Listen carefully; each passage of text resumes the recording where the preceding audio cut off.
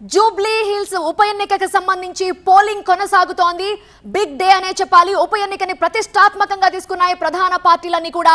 గంట అయింది పోలింగ్ ప్రారంభమయ్యి. ఏ విధంగా కొనసాగుతోంది, మానిటరింగ్ ఏ విధంగా జరుగుతోంది, పోలింగ్ కేంద్రాల వద్ద పరిస్థితి ఏంటి, ఎప్పటికప్పుడు టీవీ9 మీకు అప్డేట్స్ అందిస్తోంది.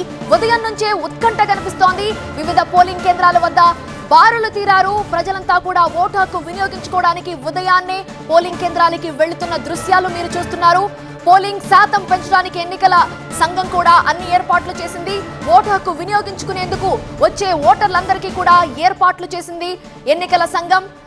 అలానే మహిళలు ఇబ్బంది పడి ఒకవేళ కాస్త హెల్త్ ఇష్యూస్ ఉన్న వాళ్ళు ఇబ్బంది పడకుండా ఉండేందుకు వీల్ చైర్స్ ఏర్పాటు చేశారు. వాళ్ళందరినీ కూడా జాగ్రత్తగా పోలింగ్ బూత్ కి తీసుకువెళ్తున్న దృశ్యాలు మనం చూస్తున్నాము.